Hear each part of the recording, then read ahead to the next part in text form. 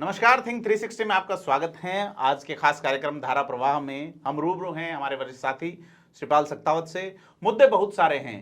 राजस्थान में सचिन पायलट और अशोक गहलोत की बगावत में रोज नए सुर सामने आ रहे हैं। संयम लोढ़ा ने एक बड़ा वार किया है। इसके अलावा बात करेंगे कांग्रेस के जिस आंतरिक लोकतंत्र की राहुल गांधी करते हैं उसका एक नजीर सामने आया है अजमेर में, जहां पायलट और गहलोत के समर्थक खुलेआम भिड़ गए। इसके अलावा बात होगी कर्नाटक चुनाव निपटने के बाद में बीजेपी की रणनीति क्या रहेगी 2023 के विधानसभा चुनाव में। इसी के साथ कुछ दागी अधिकारियों को जो पोस्टिंग देने की बात थी उस पर गहलोत सरकार क्या फैसला ले रही है। इन तमाम मुद्दों पर हम बात करेंगे श्रीपाल सक्तावत सर से। सर, बहुत बहुत स्वागत है आपका। नमस्कार। क्या लगता है सर, कांग्रेस का जो आंतरिक लोकतंत्र जिसकी बात कहते हैं कि अपनी बात कहने का अधिकार है, वहां जूते चल रहे हैं अजमेर में। आरटीडीसी के जो चेयरमैन हैं उनके खिलाफ नारे लग रहे हैं। तो राजनीति में ये कहा जाता है, जैसा अशोक गहलोत कहते हैं कि जो दिखता है वो होता नहीं। तो ऐसा तो नहीं है कि धर्मेंद्र राठौड़ की एक ब्रांडिंग हो रही है वहाँ पे, इस तरह से कुछ? देखिए, दोनों चीज़ें हैं। भैरव सिंह शेखावत से बड़ा राजस्थान में कोई राजनेता नहीं हुआ। और उन्होंने एक बार कहा था, जब छात्र विक्षोभ को लेकर के बात हो रही थी तब, तो उन्होंने कहा था कि जिस भाषा में सुनने की आदत हो उसी भाषा में बात होनी चाहिए। तो मुझे लगता है कि कांग्रेस में अब इस भाषा में ही बात सुनने का एक रिवाज चल पड़ा है और इसलिए ये विरोध इस तरह से हो रहे हैं। जहाँ तक धर्मेंद्र राठौड़ की बात है, ये जगजाहिर है कि 3 लोग ऐसे थे जिन्होंने 25 सितंबर की जो घटना है उसको अंजाम दिया था, जिसमें शांति धारीवाल के घर पे बैठक हुई। महेश जोशी ने उसको ऑर्गेनाइज किया और सारी व्यवस्थाओं का जो संचालन है वो धर्मेंद्र राठौड़ ने किया। तो पायलट के समर्थक हों या कांग्रेस के जो धड़ेबंदी में शामिल लोग हैं, उनको लगता है कि धर्मेंद्र राठौड़ उस रणनीति के सूत्रधार थे और उन्होंने ये सारा सब कुछ हाईकमान के खिलाफ जो एक मामला बना उसमें उन्होंने भूमिका निभाई। जी, नाराजगी इस बात को लेकर के भी है कि वो अजमेर से चुनाव लड़ना चाहते हैं देवनानी जी के खिलाफ बीजेपी से। और वहाँ से महेंद्र सिंह रलावता ने चुनाव लड़ा था, कोई ज़्यादा अंतर से वो चुनाव नहीं हारे थे। और वहाँ पे अब धर्मेंद्र राठौड़ जाना चाहते हैं। धर्मेंद्र राठौड़ ने पहले पुष्कर में अपनी जगह तलाशने की कोशिश की। जब उन्हें लगा कि यहाँ तीसरे नंबर पर जा सकते हैं तो उन्होंने अब अजमेर को अपना केंद्र बनाया है चुनावी राजनीति का। सर, सह प्रभारी अमृता धवन पहली बार अजमेर आई। पायलट और गहलोत के समर्थक खुलेआम ही जूते चल गए आपस में। रलावता जो कि पायलट के समर्थक माने जाते हैं, इस जो यात्रा निकाली सचिन पायलट में उसमें वो खुले तौर पे साथ थे। तो कैसे देखते हैं, खास करके अजमेर जिले को अगर अपन देखें कि 2023 का विधानसभा चुनाव में राकेश पारीक वहाँ पहुँचे आज, जो कि पायलट के हनुमान कहे जाते हैं। तो ये जो विरोध प्रदर्शन है, क्या इसने क्लियर कर दिया है कि पिछली बार जो 2 सीट आई थी उन पे भी अब की बार संकट है? निश्चित रूप से संकट तो दिख रहा है कांग्रेस को। और ये दोनों सीटें भी उस स्थिति में आई थी जब सचिन पायलट के नेतृत्व में कांग्रेस ने चुनाव लड़ा था। जी, वैसे भी अब अजमेर बीजेपी का गढ़ माना जाता है और कई सीटें ऐसी हैं जहाँ पर लगातार बीजेपी जीत रही है, चाहे वो पुष्कर की जीत हो, पुष्कर की सीट हो, चाहे अजमेर की सीट हो। जी, किशनगढ़ से निर्दलीय उम्मीदवार सुरेश नाग जीते, वो भी बीजेपी बैकग्राउंड के हैं। जी, तो इससे तो ये लगता है कि कांग्रेस की स्थिति अब वहाँ आने वाले वक्त में और ज़्यादा खराब होगी। और चूंकि सचिन पायलट वहाँ से एमपी रहे हैं, सचिन पायलट का खुद का वहाँ पे एक बड़ा आधार है, जनाधार है। और वहाँ पर अगर पायलट के समर्थकों को लगता है कि उनकी उपेक्षा की जा रही है या उनको साइडलाइन किया जा रहा है, तो वहाँ पर निश्चित रूप से इसी तरह से उनके काउंटर मिलते रहेंगे गहलोत समर्थकों। सर, एक निर्दलीय विधायक जो कि मुख्यमंत्री के सलाहकार हैं आधिकारिक तौर पे, जो खुद कहते हैं कि मुख्यमंत्री को किसी की सलाह की जरूरत नहीं है, संयम लोढ़ा, उनका एक बड़ा बयान आया है कि सचिन पायलट जो हैं वो नाखून कटाकर शहीद होना चाहते हैं। तो क्या लगता है आपको, लोढ़ा का ये जो बयान है ये क्यों आया है, क्या कारण है इसके? देखिए, वो कहने को मुख्यमंत्री के सलाहकार हैं जी, लेकिन संयम लोढ़ा जो भी फैसला लेते हैं उसमें मुख्यमंत्री की मर्जी ना हो, या संयम लोढ़ा जो बोल रहे हैं उसमें मुख्यमंत्री का कोई रोल नहीं हो, ऐसा नहीं माना जा सकता। संयम लोढ़ा की राजनीतिक शुरुआत जो है वो एनएसयूआई के कार्यकर्ता थे और वो पोस्टर लगाने से उन्होंने अपनी राजनीति की शुरुआत की। फिर वो गहलोत के प्रेस नोट बनाने का काम या उसको देखने का काम, उस तरह के काम में भी इन्वॉल्व रहे और वो गहलोत के उसमें ही छत्र छाया में उनका विकास हुआ। जी, अब वो उस इलाके में मजबूत स्थिति में है, सिरोही में, और जब से ये विवाद हुआ पायलट और गहलोत का, तब से निर्दलीय विधायकों को एकजुट करने का मामला हो, चाहे मोर्चा साधने का मामला हो, संयम लोढ़ा आगे रहते हैं। और संयम लोढ़ा की एक मामले में आपको तारीफ करनी होगी कि जब विधानसभा में वो खड़े होते हैं तो पूरी तैयारी के साथ होते हैं और संसदीय मामलों के वो बड़े जानकार हैं। भाषा पर उनका नियंत्रण है, किस तरह से उनको अपनी बात कहनी है वो ये उनको आता है। और अब गहलोत की तरफ से चूंकि वो निर्दलीय है लेकिन गहलोत समर्थक हैं, कांग्रेस से बगावत करके चुनाव लड़ा था, उन्होंने कहा तो भी है कि इस तरह के जवाब दे करके घेरने की कोशिश लगातार करेंगे। उन्होंने कहा भी है कि चाहे अभिभाषण के रिप्लाई में, चाहे मुख्यमंत्री के बजट में, चाहे अनुदान मांगों पे लगातार भ्रष्टाचार के मुद्दे आए हैं, लेकिन पायलट और उनके समर्थकों ने विधानसभा में कभी इन मामलों को नहीं उठाया जिनको वो सड़क पे लाए हैं। तो संयम लोढ़ा की ये लाइन जो है ये गहलोत के पक्ष को मजबूत करती हैं, जो वो दलीलें दे रही है उसको। सर इसके दोनों पक्ष हो सकते हैं जी। अगर विधानसभा में इस मामले को उठाया जाता तो उस वक्त भी पायलट को घेरा जाता कि वो सरकार की स्थिति वहाँ पे खराब कर रहे हैं। पायलट के समर्थकों की या पायलट की बात करें तो उनका ये कहना है कि उन्होंने 4-4.25 साल तक पेशेंस रखा। अब चूंकि चुनाव में जाना है तो आपके पास इस बात का जवाब होना चाहिए कि जो आरोप आपने लगाए थे वो सही थे या नहीं थे। पायलट कभी भी ये नहीं कहते कि वसुंधरा राजे सिंधिया ने ये भ्रष्टाचार किया, वो ये कहते हैं कि हमने आरोप लगाए थे, उनकी सरकार में ये हुआ। हाँ, कि आरोप लगाए थे। और उनका कहना है कि उन आरोपों की जांच होनी चाहिए कि वो सच है या नहीं है जी। तो ये उनका तर्क होता है जी। संयम लोढ़ा ने सचिन पायलट के बंगले का इशू उठाया है कि वो मुख्यमंत्री नहीं रहे तो उन्हें बंगला खाली करना चाहिए। इसके अलावा और भी बातें, कहीं पीतल के गेट से एंट्री वाली बात है। तो ये छोटी छोटी बातें कैसे सामने आ रही है सर? विधानसभा के पीतल के गेट की बात है, वो कहानी अलग है जी। दरअसल जिससे विधानसभा अध्यक्ष जाते हैं, पूर्वी ये उत्तरी द्वार की बात है जी जी। उत्तरी द्वार जो है वो मुख्य दरवाजा है विधानसभा जी। वहां से अध्यक्ष जाते हैं जी, मुख्य सदन के नेता जाते हैं, या राज्यपाल की एंट्री होती है। और राज्यपाल की एंट्री होती है, राज्यपाल अभिभाषण के वक्त जाते जी हैं। जी। उसको लेकर के फीडबैक पायलट के पास में ये था कि उप मुख्यमंत्री वहां से जाते रहे जी। और जब वो पहली बार वहां पे गए विधानसभा में जी।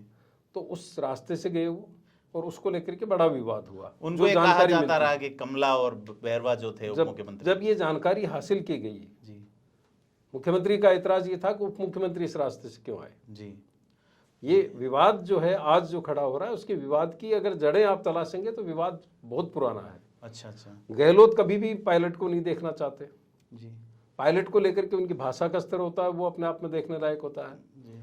और पायलट भी कहीं न कहीं जब प्रदेशाध्यक्ष थे तो गहलोत को लगातार लगता रहा कि उनको इग्नोर किया जा रहा है, उनको साइडलाइन किया जा रहा है जी।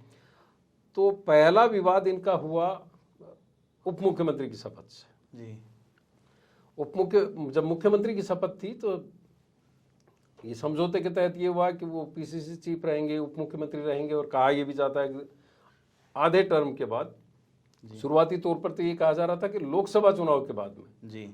लोकसभा चुनाव तक पार्टी की एकजुटता के लिए फैसला जरूरी है कि मुख्यमंत्री अशोक गहलोत रहें, उसके बाद में पायलट थे जो पायलट के समर्थक कहते हैं। तो उस वक्त उप मुख्यमंत्री की शपथ को लेकर के विवाद खड़ा हुआ जी। मुख्यमंत्री चाहते थे कि कैबिनेट के दूसरे सदस्यों के साथ में उनको शपथ दिलवाई जाए जी। जबकि पायलट का ये मानना था कि जब आप ये हैसियत आप दे रहे हैं तो ये शपथ होनी चाहिए जी। और शपथ भी उप मुख्यमंत्री के नाम पर ली गई जी। जो मुख्यमंत्री को बर्दाश्त नहीं थी जी। क्योंकि उप मुख्यमंत्री का पद वैसे कोई पद नहीं होता, वो कैबिनेट मंत्री होते हैं और जो शपथ हुई वो उप मुख्यमंत्री के नाम पर हुई जी। नहीं, वो जो उसी शपथ मोह में हुई, इसी भीड़ के बीच में हुई जहां पे मुख्यमंत्री ने दोनों की शपथ एक साथ हुई थी और जैसे ही शपथ दिला दी राज्यपाल ने, उसके बाद में जो सचिव थे वो बोले कि सचिन पायलट उप मुख्यमंत्री रहेंगे। वो शपथ जो है शपथ के वक्त में ये क्लियर हो गया था कि इनके बीच में विवाद है जी।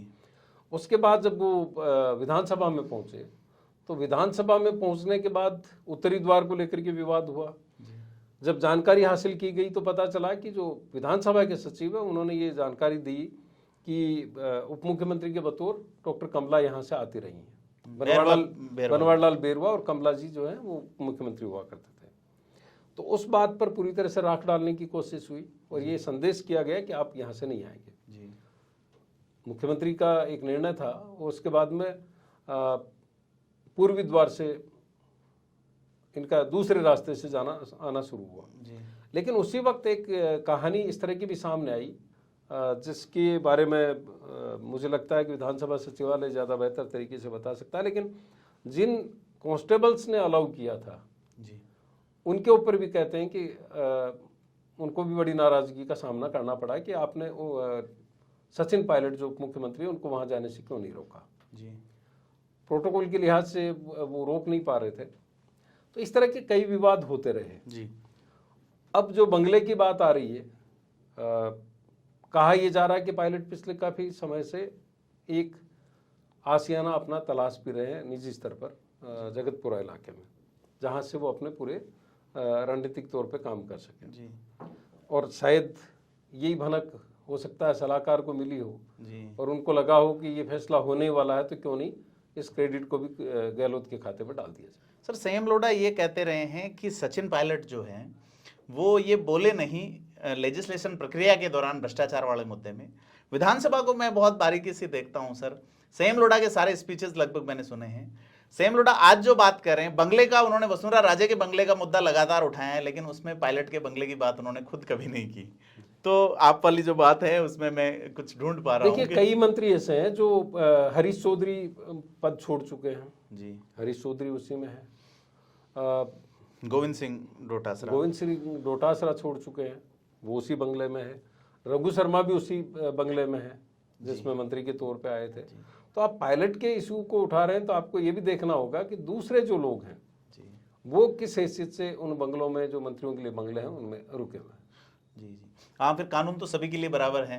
तो सर, इस मुद्दे को अपन यहीं छोड़ते हैं। वसुंधरा जी वाले मुद्दे पर बात जब गहलोत ने कही थी, वो भी गौर करने लायक है। उन्होंने कहा कि सीनियरिटी और उनके जो पॉलिटिकल जो बैकग्राउंड है उसको देखते हुए ये फैसला लिया गया। एक्स सीएम के नाते भैरव सिंह शेखावत वाला बंगले का उदाहरण भी उन्होंने दिया कि एक्स सीएम जो भी है उनको।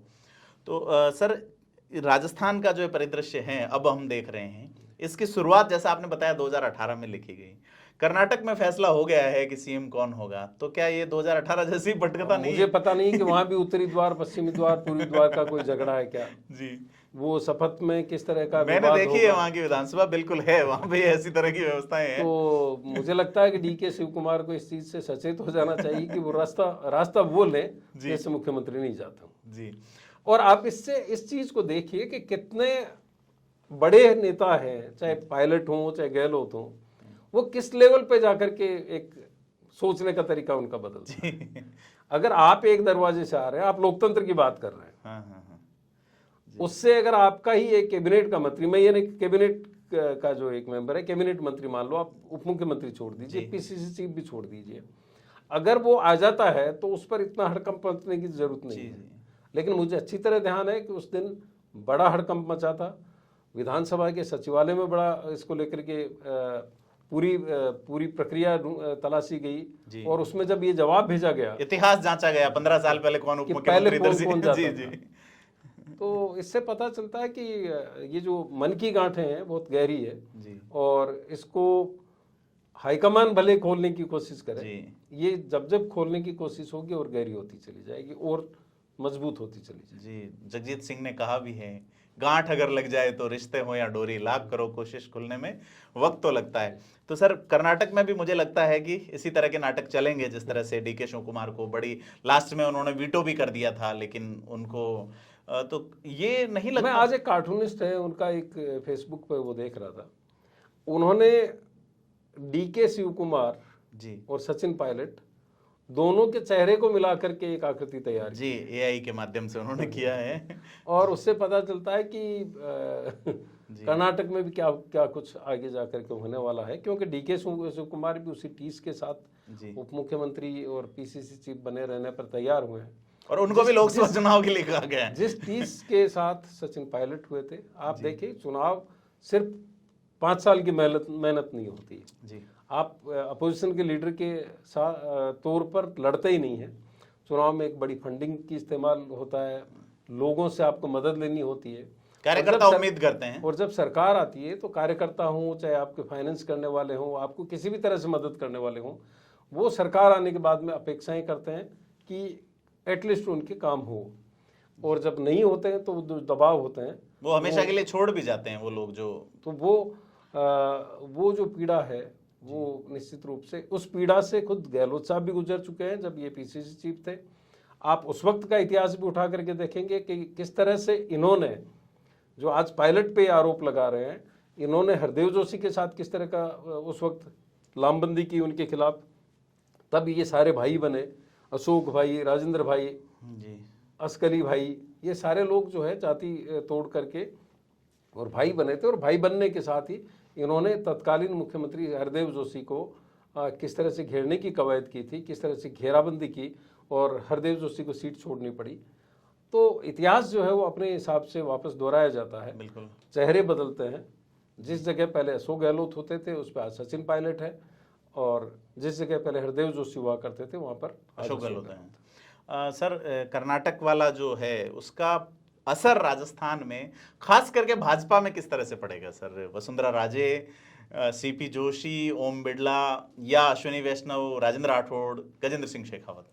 देखिए, असर तो दिख रहा है। असर इस सेंस में कि जब भैरव सिंह जी शेखावत की जन्म शताब्दी का कार्यक्रम हुआ खाचरी आवास में, और उसके बाद में party president CP Joshi ji, leader of opposition Rajendra Rathore ji और पूर्व मुख्यमंत्री वसुंधरा राजे सिंधिया, इनका तीनों एक साथ एक हेलीकॉप्टर से या एक ही साधन से खाटू श्याम जी जाने का जो इंसिडेंट है उसकी बड़ी चर्चा हो रही है जी।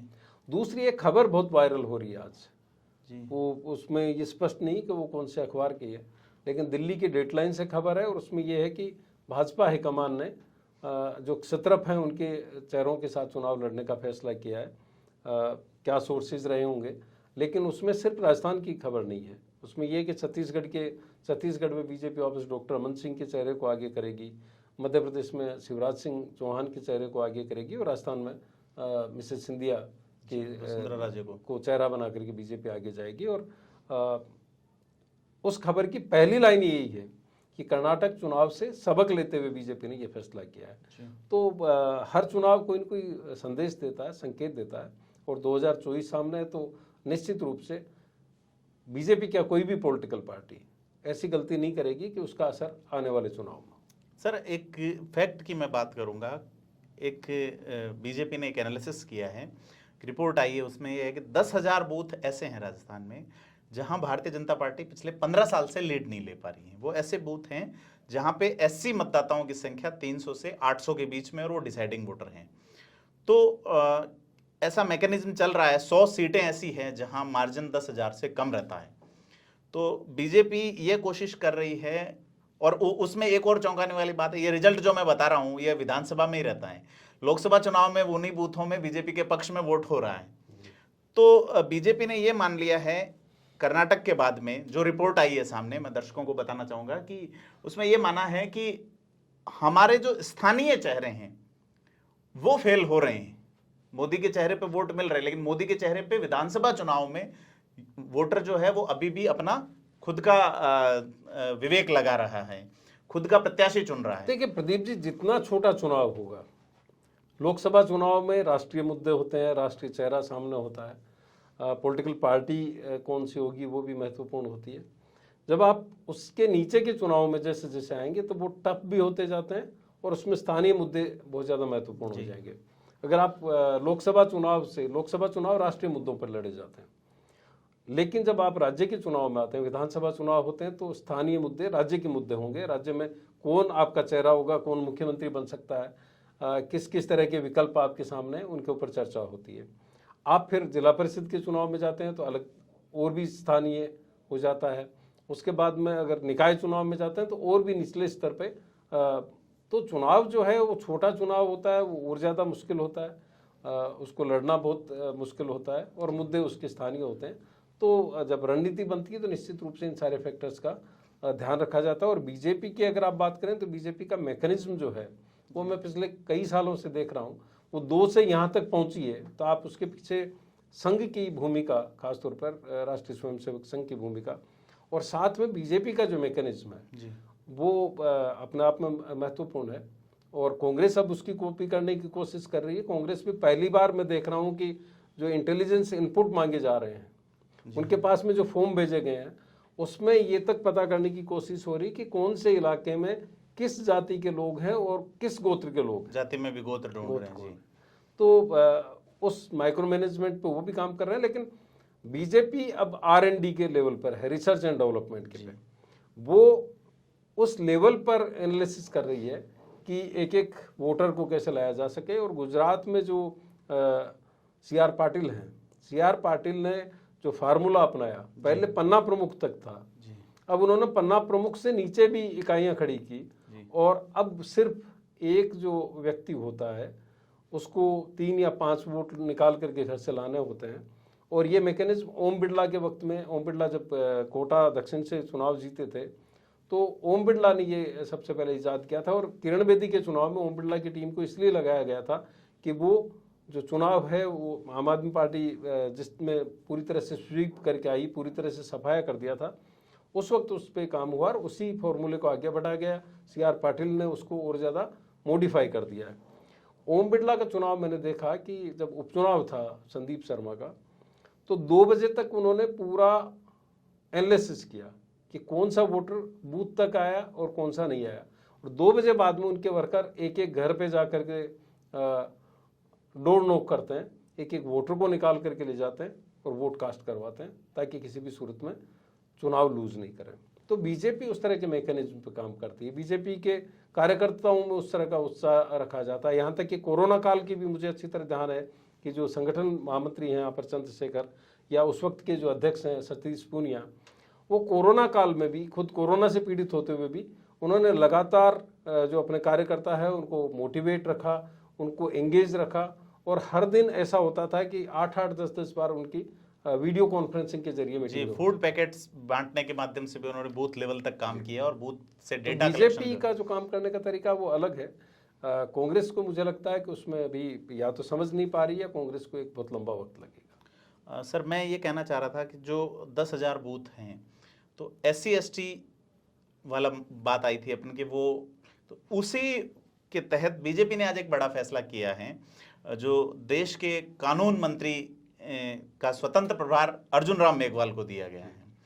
तो ये पहली बार ऐसा हुआ है कि राजस्थान के किसी व्यक्ति को कानून मंत्रालय फुल फ्लैश दिया गया। इससे पहले PP चौधरी जरूर राज्य मंत्री रहे थे, लेकिन अर्जुन राम मेघवाल जो कि एक ब्यूरोक्रेट रहे हैं और लगातार तीसरी बार सांसद हैं वो बीकानेर से, और वो क्या असर जाएगा इसका? संसदीय मामलों के भी विशेषज्ञ हैं, संसदीय कार्य मंत्री के बतौर भी उनकी बड़ी अच्छी परफॉर्मेंस मानी जाती है। अंबेडकर के बाद में एक कर्नाटक से थे, उनको लेकर भी अभी संशय है, लेकिन अभी तक जो हम देख पा रहे हैं उसमें यही है कि शायद ये अंबेडकर के बाद में दूसरे मुख्यमंत्री हैं। और एक जो आप बता रहे हैं, हाँ जी, अगर वो होते हैं तो तीसरे मुख्यमंत्री जो दलित समुदाय, तीसरे कानून मंत्री बिल्कुल सर, जो दलित समुदाय को रिप्रेजेंट करते हैं। बिल्कुल। और इसका मैसेज तो निश्चित रूप से बीजेपी उसको भुनाने की कोशिश करेगी, जिस तरह से सोशल मीडिया पर इसको लेकर के शुरू हुई। तो बीजेपी में एक वैक्यूम माना जा रहा था सर कि जैसे दलितों में बड़ा पद संगठन में नहीं था, या किसी नेता के पास कोई, जैसे जोगेश्वर गर्ग जरूर सचेतक हैं, वो संघ और दलित समुदाय दोनों को रिप्रेजेंट करते हैं। ऐसे में अर्जुन राम मेघवाल को पूरे देश में एक बहुत बड़ी स्वतंत्र प्रभार दिया जाना, आप ये देखेंगे कि अर्जुन राम मेघवाल कल्चरल मिनिस्टर के तौर पर, जी, संस्कृति कला और संस्कृति मंत्री के तौर पर जितने भी आयोजन हुए हैं, चाहे मानगढ़ धाम का हो, चाहे आसिंद का हो, हर जगह उनकी बड़ी भूमिका रही है। वो मुख्य चेहरा रहे प्रधानमंत्री के बाद में। जी बिल्कुल। प्रधानमंत्री के बाद में अगर मंच पे कोई प्रमुखता से कोई चेहरा नजर आया तो वो अर्जुन राम मेघवाल का है। और कई बार तो उनको मुख्यमंत्री के बड़े चेहरे के तौर पर भी देखा जाता है। स्वर्णिम भारत जो 75 साल का हुआ है आज़ादी वाला, तो उसमें भी बड़ी भूमिका रही है अर्जुन मेघवाल। तो राजस्थान में अगर दलित CM का मामला बीजेपी अगर चलाती है, दलित चेहरे को आगे करती है, तो क्या अर्जुन राम मेघवाल? निश्चित रूप से वो सबसे बड़ा चेहरा है। एक जमाने में कैलाश मेघवाल यहाँ पे सबसे बड़ा चेहरा था। कैलाश मेघवाल ने उस वक्त बीजेपी से दलितों को जोड़ने की कवायद की जब दलित एक बड़ा वोट बैंक कांग्रेस का था। आज भी दलित सामान्यतः कांग्रेस का वोट बैंक माना जाता है, लेकिन कैलाश मेघवाल की जो अप्रोच है वो कुछ इलाकों तक थी। जिन इलाकों में नहीं पहुंच पाए थे, उस इलाके में पहले निहाल चंद मेघवाल की परिवार ने बड़ी भूमिका निभाई। जी। अब अर्जुन मेघवाल उस इलाके से एक दलितों के बड़े क्षत्रप के तौर पर 34 सीटें राजस्थान में दलित जी। समुदाय से हैं और 25 एसटी, यानी कि तो एसटीज में जरूर बीजेपी मैसेज देने में ये रही है कि हमने राष्ट्रपति, ऐसा लगता है कि उसके अलावा भी हो सकता है किरोड़लाल मीणा को राजस्थान से वो आने वाले जो मंत्रिमंडल फेरबदल होगा उसमें तरजीह दें, जी, उनको मौका दे दें। तो कुल मिलाकर सर कर्नाटक चुनाव और अब अर्जुन राम मेघवाल की ताजपोशी, दूसरा वसुंधरा राजे को एक प्रभावी विकल्प के तौर पे देखना, फाइनली आप क्या मानते हैं कि राजस्थान में अब एक और कोई बीजेपी भी बड़ा बदलाव कर सकती है? देखिए, बदलाव तो कर चुकी है बीजेपी जी। उनका पार्टी संगठन अभी घोषित होना है सीपी जोशी की ओर से, संगठन में अब बैलेंस करने की कोशिश होगी, क्योंकि संगठन में पहले जो पदाधिकारी थे वो सतीश पूनिया अध्यक्ष थे, उनके लिहाज से बने थे। तो आज भी वो 5 पदाधिकारी मौजूद हैं। यूथ बीजेपी के अध्यक्ष हैं वो ब्राह्मण समुदाय से हैं। अब चूंकि राज्यपाल ब्राह्मण समुदाय से है जी, आपके संगठन महामंत्री वही हैं, अध्यक्ष भी वही हैं, तो निश्चित रूप से जो बदलाव होंगे उसमें दूसरी जातियों को भी शामिल करने की कोशिश होगी और कई तरह के मैकेनिज्म बनाए जाएंगे। और बीजेपी भी अब कोशिश कर रही है कि जिस तरह से सचिन पायलट ने भ्रष्टाचार को मुद्दा बनाया, वो उस मुद्दे पे सरकार को घेर रहे हैं। बीजेपी भी आने वाले वक्त में उस पर फोकस कर रही है। और सीपी जोशी के अगर एक बयान को देखें तो वो कर्नाटक के 40% वाला जो नारा था कांग्रेस का, उसके जवाब में वो 50% का नारा यहाँ पे बुलंद करने की कोशिश कर रहा है। सर एक आखिरी सवाल भ्रष्टाचार वाले, आईएएस प्रतीक झाझड़िया के मुद्दे पे अपन ने एक दिन पहले बात की थी, जिसमें अब उनकी पोस्टिंग रोक दी गई है कि उन्हें अब पोस्टिंग नहीं दी जाएगी। वो आईएएस नहीं है, यानी कि प्रशासनिक सेवा के अधिकारी नहीं हैं, उसके बावजूद सचिव स्तर, संयुक्त सचिव स्तर की पोस्ट देना और कई सारी उनके ससुराल पक्ष का कांग्रेस से, अशोक गहलोत से बड़ा जुड़ाव होने की बात सामने आना और अब इसको रोका जाना, तो क्या गहलोत सरकार भी कोई मैसेज दे रही है? भाई भ्रष्टाचार हो रहा है, रंगे हाथों पकड़े जा रहे हैं, वेरिफिकेशन के बाद तो भ्रष्टाचार तो है और बीजेपी इसे मुद्दा बनाने की कोशिश में भी है, तो क्या बीजेपी इसे मुद्दा नहीं बना ले, या इसमें क्या मानते हैं क्यों रोका गया है इसे? देखिए, रोकने के पीछे एक तो मीडिया ने जिस तरह से इसको जी हाथों हाथ इसमें सरकार की एक तरह से कह सकते हैं कि सरकार के ऊपर सवाल खड़ा किया जी। जिस डिपार्टमेंट में आप 3 लाख रुपए लेते हुए ट्रैप हुए, उसी डिपार्टमेंट में आपको क्लीन चिट दे करके भेजा जा रहा है, जबकि वो एफआईआर एक्सेप्ट नहीं हुए कोर्ट में। एफआईआर जिस तरीके से दी गई उसको लेकर के एंटी करप्शन ब्यूरो में भी चर्चा होती है, क्योंकि एसीबी में इसको लेकर के बड़ी प्रतिक्रिया है कि जिस केस को बड़ी मेहनत करके पकड़ा, रेड हैंडेड पकड़ा, खुद 3 लाख रुपए लेते हुए पकड़े गए, उनके ऊपर एफआईआर देने को लेकर के सवाल खड़े होते रहे। और उसमें कहा जाता है कि जो ससुरा फैक्टर कांग्रेस में बड़ा चर्चित रहता है, चाहे डोटासरा के परिवार में किसी को नंबर देने की बात हो तब ये कहा जाता है कि ससुरा ऐसा होना चाहिए। इसी तरह से प्रतीक झाझड़िया के जो ससुर हैं उनसे मुख्यमंत्री के जो रिश्ते हैं उनको लेकर के एक बात कही जाती है। और ये भी कहा जाता है कि जो बद्री जाखड़ हैं, जो मुख्यमंत्री अशोक गहलोत के सबसे प्रिय जाट नेता हैं जी, उनके एक बेटे के साडू ये माने जाते हैं प्रतीक झाझड़िया। ऐसा तो कांग्रेस में अभी राजेंद्र राठौड़ ये लगातार प्रचार कर रहे हैं ससुरा दे डोटासरा, तो झाझड़िया जो ससुर है वो ये चाह रहे हैं कि भी डोटासरा से ऊपर निकले अपन।